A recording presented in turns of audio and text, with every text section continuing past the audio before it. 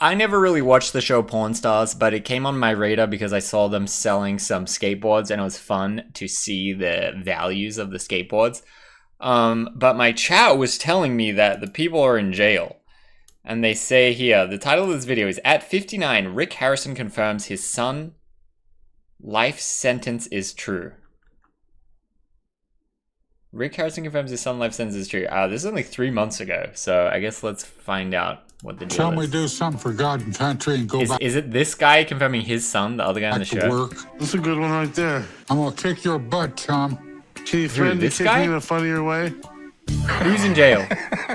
From dominating reality TV shows for over 10 years to the dark secrets hidden behind the pawn shop counter getting exposed. Oh, this guy's dead, RP. This is the untold story of Pawn Stars. Who's in jail? Pawn shop. Which guy's in jail? Rick is bold. This guy? This guy's in jail? No counter way. getting exposed. This is the untold story of Pawn Stars and Rick Harrison's confession. The family-run business built on the knowledge of the history of gold and silver has recently been drowning in a series of controversial allegations. Scandals, lawsuits, and family betrayals threaten to end, if not permanently taint, their legacy. With all that has been happening, Rick Harrison's empire has been pushed to the edge and might end up falling. What was once a humble pawn shop had led its owners to fame, greed, and legal chaos. But where does their story begin? A pawn shop empire built on knowledge of gold and silver. At the center of it all was Richard "Old Man" Harrison, the 77-year-old patriarch who co-founded the pawn shop in Las Vegas. His experience in the business, combined with his no-nonsense attitude, made him a fan favorite and obviously the one to call the shots. However, his death in 2018 marked a turning point for the family, both personally and professionally. Oh, it's his son that's not on the show is in jail, not the actor of the show. Is that what you're saying? Rick Harrison, the brains behind the shop's TV success, knew from the beginning that pawning was about more than just making quick sales. Connected to it. It's got to have a story. Everyone loves a story. I mean, like, if you take any really expensive antique, something that sells at Christie's for $1 million, you're buying the story. Right. With a basic knowledge of gold and silver, he built the gold and silver pawn shop from the ground up. Even though in the early days, making a profit was tough. Often, Rick found himself lending more money than he was earning. Regardless, he pushed through, expanding his expertise and becoming a trusted name in the pawn industry. However, honestly, it seems like making a lot of money as a pawn shop, it seems like a very, very hard way to make like a reasonable living. But making content out of pawn shop seems absolutely lit. Imagine live stream channel that's just a pawn shop. That would be sick. What do we got in stock? Oh, we got sniped today and they sold us this. Oh, they tried to scam us this.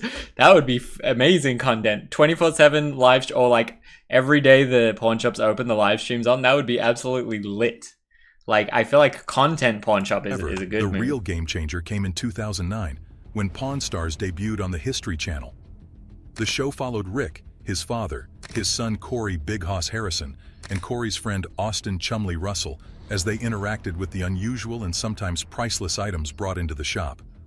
Customers brought all sorts of stuff, including rare comic books and artifacts believed to be from ancient Egypt. For this reason, no day was ever the same at the pawn shop. This was good as it kept the experience unpredictable and interesting. What is this guy's fit? This was good as it kept the experience unpredictable. This has got to be a joke. What the hell? What's going on here? This guy comes fresh off the time travel with the ancient artifacts. What is happening? Jumanji, dude. Well, that's what I mean is like, it's TV, yeah, so they play it up. Like, he dresses like this and goes, oh, I got the artifact. Interesting. Besides that, the fans loved the banter between Rick and his father, as well as Chumley's goofy, kind of naive personality. But as the show became more famous, nasty business was going on behind the scenes. Rick Harrison's nasty legal battle with his mother. According to USA Today, Rick's mother, Joanne Harrison, is suing his son in a dispute over family assets, and the any type of family lawsuit breaks my fucking heart.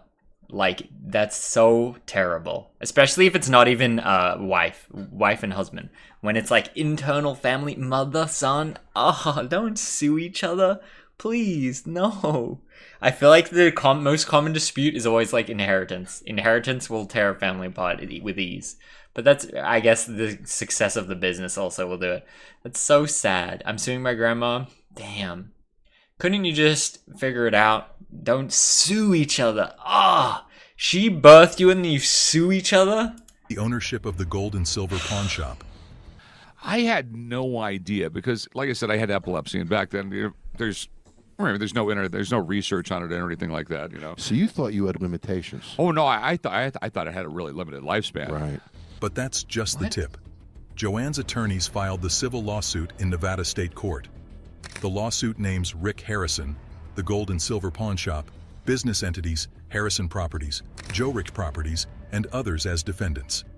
The complaint cites a breach of contract, stating that Joanne was married to Rick's father for 58 years.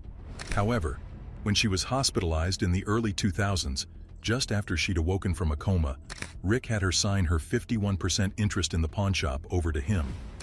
After realizing Wait. She was in the hospital? Ugh, she don't was steal it hospitalized then. in the early 2000s, just after she'd awoken from a coma, Rick had her sign her 51% interest in the pawn shop over to him. Why? Why, dude? What's the point of scamming your mom? Like, she's in a coma and you scam her? After realizing what she had done, or made to do, she fought back and sought Smart justice by move. claiming that she didn't fully understand what she was signing in her condition then. Surely that's open and shut case. I just awoke from coma. They go, okay, yeah, not in sane mind or whatever, boom. In 2018, when Richard died, Joanne was to inherit his 49% share of the pawn shop, but Rick hadn't provided her with complete documentation of the business's finances. For this reason, Joanne alleged that she hadn't been able to get proper accounting for more than $500,000 worth of cash and silver. According to her, the late Richard accumulated those things before his death. Following this legal battle, Rick's net worth was threatened. This is because the lawsuit seeks unspecified damages, an accounting of assets, a court order banning Rick from using funds belonging to Joanne, and a constructive trust over property that belongs to her. Talking to the Las Vegas Review-Journal, Rick claimed that the allegations were false and suggested that his 81-year-old mother was being manipulated by others for their personal gain. Yet that was not the only bomb that dropped on the family business. Boo. According to the It's so sad because, like, whoever has the money, right? All the money is still in the family. The only way you can take the money out of the family is now both of them are suing each other and they're both wasting all this money on legal fees. So the lawyers win and all their family money is going away. Why can't they just the get Daily along? Mail, in 2020, the gold and silver pawn shop, which usually accumulates over $1 million annually, only made $37,406 because of the COVID-19 pandemic. This hit them hard. But the legal drama did not stop there. Rick's mother went ahead and filed a restraining order.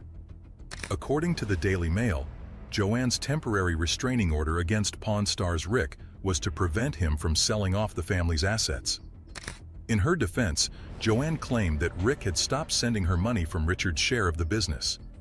At first, Rick had been giving her regular $25,000 payments, but stopped in 2020. Depression, one of the biggest signs of depression is being angry all the time. That's definitely you. loss of hair. Dude, you might have had menopause for like 10 years. You might be the longest known case of menopause. For this reason, Joanne filed for a restraining order in an attempt to have that allowance reinstated through the courts. On top of that, the restraining order would also stop Rick from transferring or concealing cash assets or performing any other actions that would diminish Joanne's interest in the family's business. Additionally, the publication also reported that Joanne was by then 81 years old and suffered from many health issues that required 24-hour care and supervision, which could cost up to $15,000 a month. What shocked Rick was that he found out about the restraining order request through news reports and not directly from Joanne. Following this incident, Rick claimed to have tried to reach her numerous times for several months, but could not reach her, making it harder for him to negotiate better terms so that $15K a month, best I can do is $500, savage. I mean, she's towards the end of her life. Isn't the kids meant to look after her and meant to help her have care? Not just like Steal money from her. Everyone could go home happy, even though Steal they the wouldn't go business back from to her? the same home. But this That this guy built? was not the only legal battle a member of this family, or at least a friend, was facing. Chumley's legal troubles. Diamond? Austin Chumley Russell is definitely one of the shadiest of the Pawn Stars cast. Wait, all As of them are in TMZ trouble? reported in 2012, he was caught on camera brawling with a dude in Hollywood before fleeing. With the Pokemon card. With the Pokemon card on the news In report? 2012, he was caught on camera brawling with a dude in Hollywood before fleeing the scene. The victim was left bruised and bleeding on the side of the road, but Chumley That could, you don't know the story. Could be anything.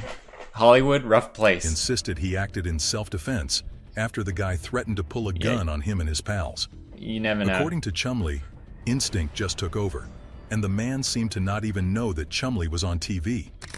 Speaking to TMZ, Chumley said that the stranger just wanted to ride in their car and start problems. While he dodged a bullet with this one, there was no excusing the scandal Chumley was about to find himself in 4 years later. According to the Chicago Tribune in 2016, Chumley landed in jail after being arrested on suspicion of 20 felonies. Well, actually, you learn something. You say you get more out What of felonies? White collar crimes? What's it gonna be? Violent crimes? White collar crimes? What's we got? Rick, you like to binge argue. I don't like to I feel binge like violent argue. crimes. You guys turn it into arguments. No, you like to binge argue, for sure. And I bet one of your Meth 3 wives charges? could What are agree. meth charges? Selling meth? The arrest occurred after cops raided his house as part of their investigation into sexual assault accusations that had been made against him. During the Don't police do raid, that. the officers allegedly found methamphetamine, marijuana, and at least one gun at Chumley's home in southwest Las Vegas. Chumley. While Chumley wasn't booked on sex crime allegations, Officer Larry Hadfield, a department spokesman, said that part of the investigation was due to a recent complaint by a woman and that the officers were doing everything in their power to get to the truth. However, according to TMZ reports, Photoshop. Chumley was the suspect in the sexual assault case. The AP report cites Clark County Detention Center's record saying that Russell faced 19 drug possession charges and 1 weapon charge.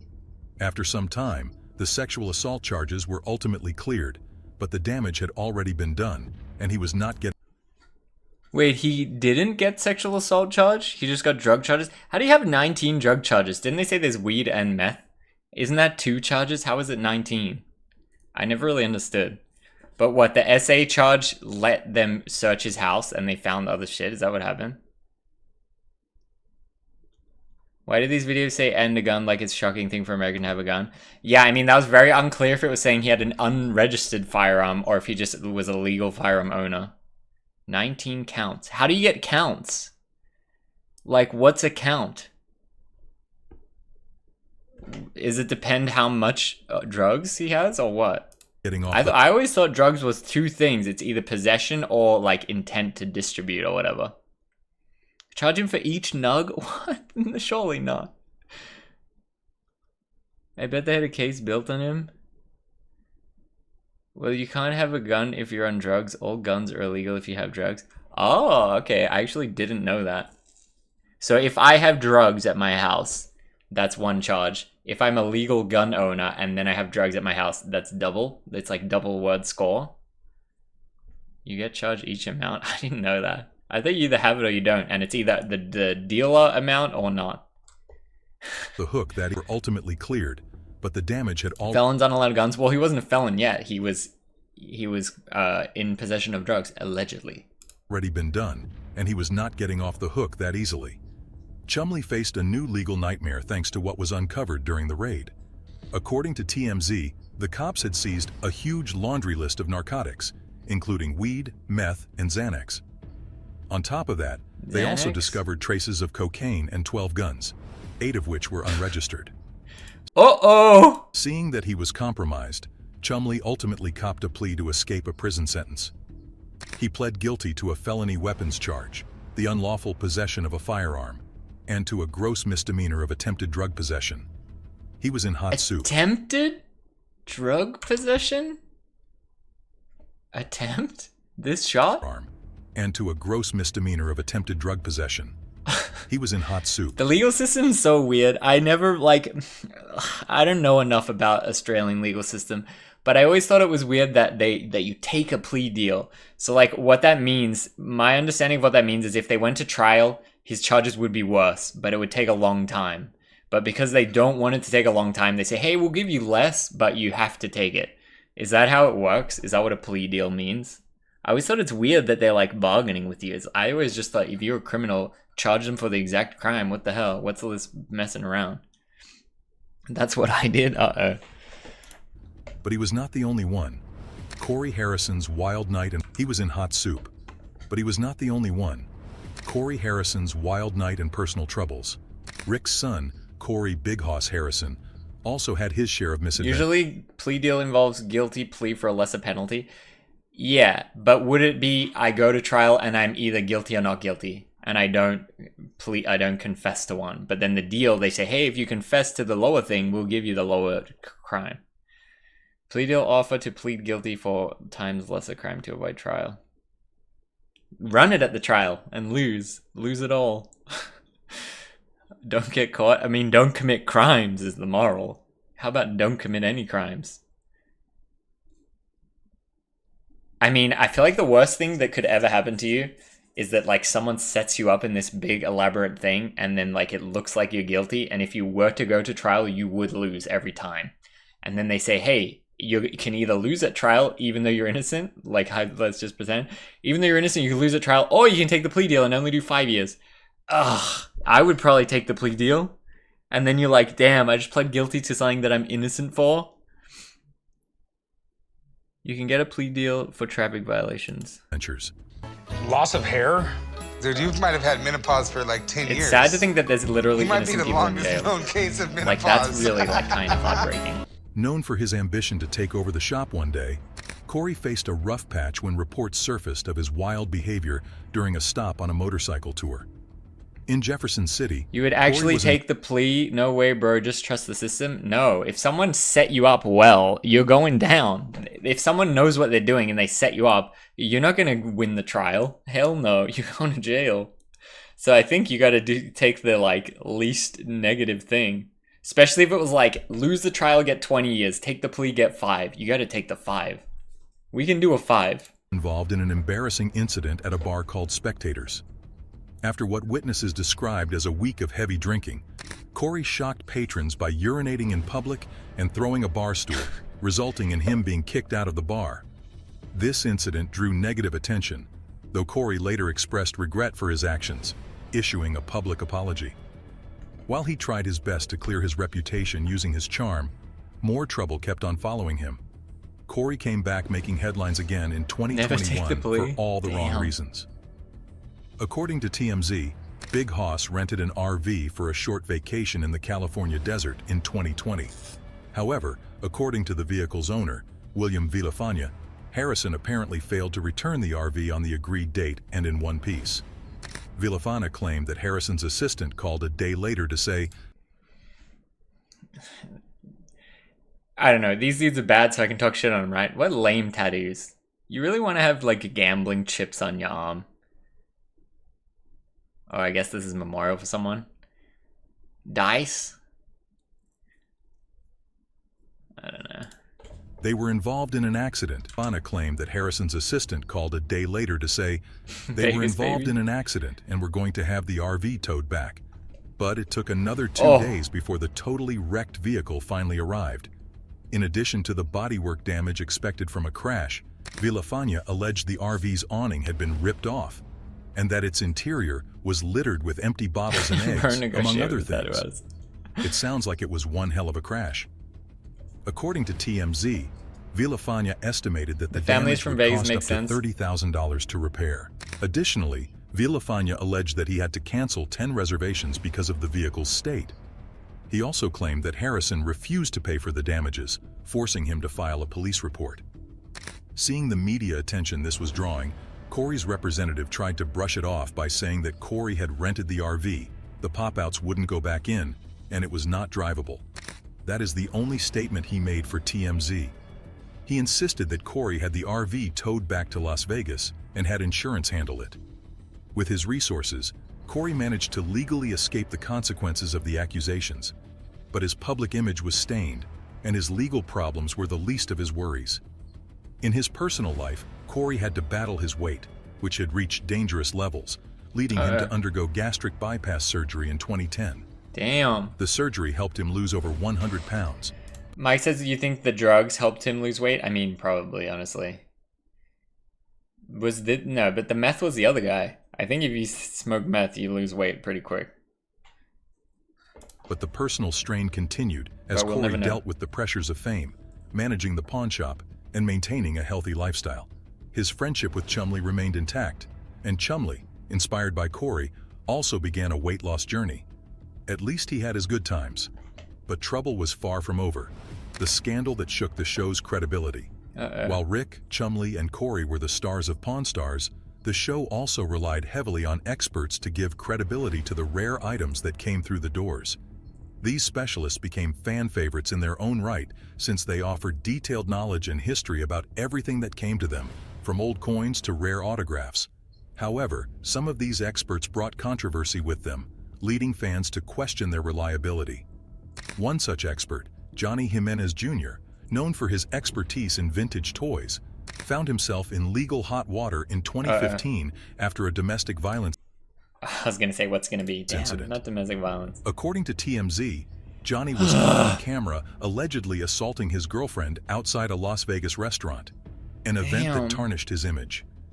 Seeing this, Johnny defended his honor by claiming that he was trying to help his intoxicated girlfriend move after a night of partying and drinking. But the damage to his reputation was already done. Another expert who's out I feel like you're a certain type of piece of shit if you do stuff like that. What people usually say is if someone is in like abusive domestic relationship, if they're willing to do that in the street, then what they're doing behind the door is way, way worse. That's usually the sentiment, I think. Allegations led to the criticism of the show was John Resnikoff. Resnikoff specialized in autograph authentication. He made a high-profile mistake in 2011 when he misidentified an autograph on a script from The Godfather. Resnikoff claimed the signature belonged to actor Al Pacino, but it was later revealed to be that of the producer Al Ruddy. I mean, you're an expert. It doesn't mean you can't make mistakes. Sometimes you're going to get the autograph wrong. Like, come on. Though the error was relatively small, it made viewers question whether the experts were as knowledgeable as they appeared to be, and if they had made a similar mistake or mistakes in the past that had gone unnoticed. But this was nothing compared to a 2015 scandal. The biggest scandal involving a Pawn Stars expert came in 2015 when Drew Max, a sports memorabilia expert, was accused of fraud in New Jersey. He had authenticated fake sports items, which were later sold at auction. Told ya! Buyers who had been deceived. I told ya! It's too easy to fake him. Everyone's gonna be faking him. This is just one guy that gets caught. If one guy's getting caught, it means there's plenty of people getting away with it. Items, which were later sold at auction. Buyers who had been deceived filed a lawsuit, accusing Max of using his TV fame to bolster his reputation in the memorabilia world and ultimately scam them. This scandal severely damaged the credibility of the show as fans began to wonder how many other items appraised on Pawn Stars had been misrepresented. While some thought that the world should cut them some slack since everyone makes mistakes, not many of them came in Max's defense since his mistake had cost some people a lot of money. But what was the consequence of all these troubles? As these scandals increased, Pawn Stars began to shift its focus away from its original concept.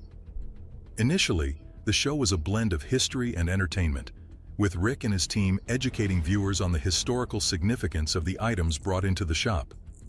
The show's charm lay in its unpredictability. I wonder how they found out. One Yeah, day, me too. a customer might walk in with a rare piece of military history, while the next might bring in a quirky modern collectible.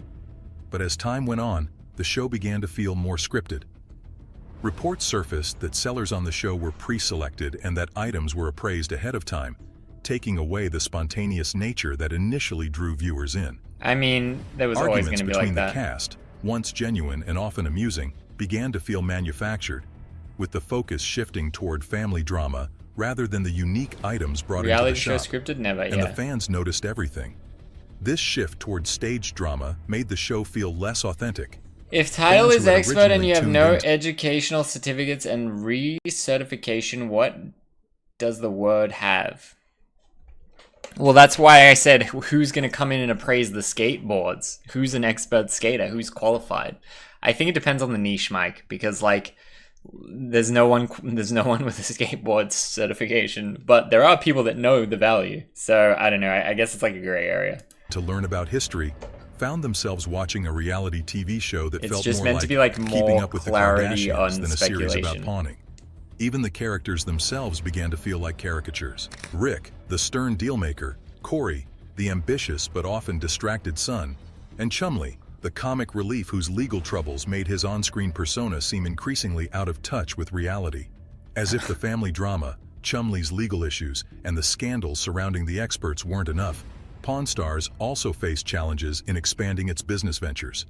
Rick attempted to capitalize on the show's success by launching Pawn Plaza, a retail center near the pawn shop that housed restaurants and shops. However, this venture turned out to be a failure, with several businesses closing due to lack of traffic. The owners of these businesses later complained that Rick hadn't provided enough marketing support.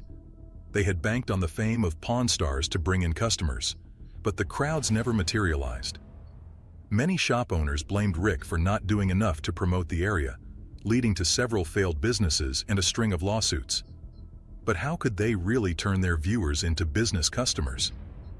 While these battles were happening in the present, one of the cast's past was about to reveal the naked truth about them. Olivia Black's axing over nude modeling. Another scandal that rocked Pawn Stars involved Olivia Black, a former employee who joined the shop in 2012.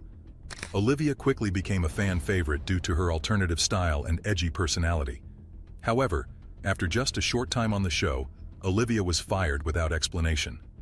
The fans got pissed and tried to find out what had led to her disappearance. Later, it was revealed that her termination was tied to nude photos she had taken before joining Pawn Stars, What? and that the Why? photos had surfaced online. This decision sparked controversy, with many fans criticizing the show's producers for what they saw as an unfair and sexist response. Despite being let go from the show, I was gonna Olivia say, like, that's not a huge deal, I feel like. Lame to fire for that? Yeah, I feel like especially because it's before the show. Maybe if she started during the show. Super lame. Yeah. I feel like that's kind of weak. Black maintained a strong fan following. She continued to work in the pawn industry off-screen, pursuing a career as a model and adult entertainer. Olivia took Thank you, legal Miss action, Mouse. Have a good day. claiming her termination was unlawful, but the case was eventually dropped, and she moved on to focus on her modeling career. As the media attention shifted from the case of Olivia, another scandal hit. The stolen was kind of a coin weak collection scandal. melting mystery. By Uh-oh. this time, the Pawn Stars cast members are no strangers to brushes with the law. In 2014, they found Sexual assault allegations, A-OK. Your fans... OnlyFans canceled America. What other countries say is that America is like, oh, you want to play the super violent video game? Hell yeah. Oh, you going to show the tiniest bit of sex? No, don't do that. It's like violence good, sex bad. But I don't know. themselves at the center of a legal battle yet again. This time, it was for allegedly melting down a stolen antique coin collection. According to ABC News, in a criminal complaint filed at Clark County Justice Court, David Walters claimed his niece, Jennifer Beckman, stole his costly coin cache in 2013 and then sold it to the gold and silver pawn shop. Walters claimed the haul Beckman brought to Gold and Silver netted a total of $12,375, but the aggrieved uncle claimed his collection's actual value to be closer to $50,000. As soon as Walters realized the coins were missing, he immediately reported his niece to the authorities, but when the cops contacted Gold and Silver Pawn, the coins were already gone. To the best of my knowledge, as the coins are unidentifiable, they may have been melted down, a spokesperson for the store told Fox News. They may have been sold. They may be in buckets like other coins waiting to be evaluated. The representative went on to dispute Walters' $50,000 valuation claim. These coins were worth far less than the gentleman thought they were worth, she said, before insisting none of the Pawn Stars cast had done anything wrong or illegal for buying the coins. The end of Pawn... That was trash. if you buy stolen goods and the owner of the stolen goods say, hey, what happened to them? You need to say, I sold them. I melted them. I have them. You can't say, oh, I don't know, maybe they're in a bucket. That's not acceptable. I think you have to say what happened to them. Say we melted them because we thought they were stolen. Okay, then there's no recourse. Say I sold them. Okay, no recourse. You don't say, oh, maybe I got them, maybe I don't. I think that's not acceptable. Had done anything wrong or illegal for buying the coins. The end of Pawn Stars? Despite these scandals and controversies, the show managed to remain on air for over a decade. On top of that, the show maintained a strong following even as it shifted towards scripted content and family drama. However, by the time the 21st season rolled around, the magic of the early years had faded, and viewership had 21 declined seasons significantly. is a good run. With the mounting legal troubles, internal family conflicts, and scandals surrounding its stars, Pawn Stars began to lose its authenticity. Rick, being a savvy businessman, focused his efforts elsewhere, including in real estate and other ventures. Pawn Plaza may not have been a resounding success, but Rick's business acumen ensured that the gold and silver pawn shop remained a staple in Las Vegas. As for the future of Pawn Stars, while no official announcement has been made regarding its cancellation, the series has become a shadow of its former self. Who's in jail Its for stars life? have faced both personal and professional challenges, and the once dominant presence of the show on the History Channel has diminished. I don't understand. Whether or not the show will return remains to be Who's seen. in jail? But one thing is clear. Pawn Stars has left an unerasable mark on the world of reality television. But what about its legacy? A legacy tainted by Clickbait? scandal, What the fuck? yet still iconic. I watched Pawn 20 Stars minutes had a for unique fake? impact on reality TV, transforming what was once a niche pawn shop into a globally recognized name. From its humble beginnings as a family-run business to the multi-million-dollar Who's in franchise jail, it bro? became, Pawn Stars helped educate viewers about history, antiques, and the art of dealing. The show's success highlighted the charm of everyday Americans in a No setting one? filled with unusual items. where every AI? This transaction can't be told a AI. story. The voice sounds AI. However, Damn, as 17k much as sub on Pawn the Stars 2 built a million views legacy, 3 months its ago. That's downfall crazy. serves as a Hashtag cautionary life tale sentence. about the bad sides of fame and maintaining a public persona. You liar! You lied to me! No content? Shit, maybe this is AI channel. They're just pumping them out. I hate AI, guys. I'm telling you. It's gonna get us all. Look, another one? Oh, Storage Wars? I guess that's something different. What the hell? Damn, this channel is crushing. That was number one. Fucking clickbait. Look, and 1 month ago. Scumbag AI, yes. Damn AI with zero ethical conscience. What channels usually do when it's clickbait is you click this and it's talking about crime, so I think it's coming. But then the top comment should be, this is clickbait, but then they just delete the comments. That's really annoying.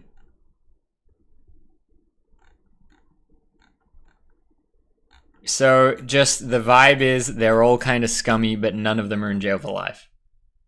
What a joke. What if it turns out this stream is AI generated? I wish. Maybe one day I'll figure out how to get the technology and I'll just clone myself AI. I'll have a VTuber arc and just make it AI. AI reacts. Damn, I'm actually kind of bummed. I wanted to see who has life in jail. Well, anyway, I never watched the show, and I guess now I never will. I watched the skateboarding episodes, and that's it. It bums me out. Can I report? Oh, okay, look. Damn it! The clue was there. The clue was in front of me all along. 40,000 dislikes to 19k uploads. Dang it. One of the sons died from overdose 12 hours ago. In January. What the hell, Mike?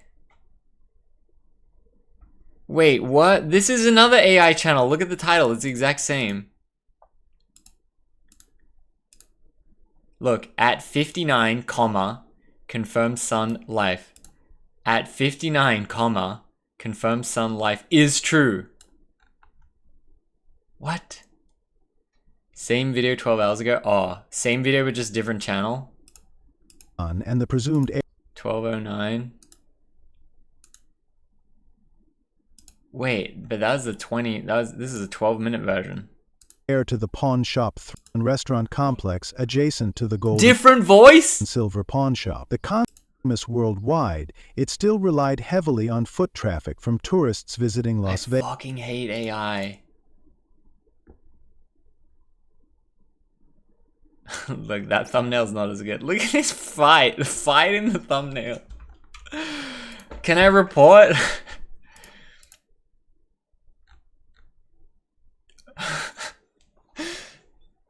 They might have two channels.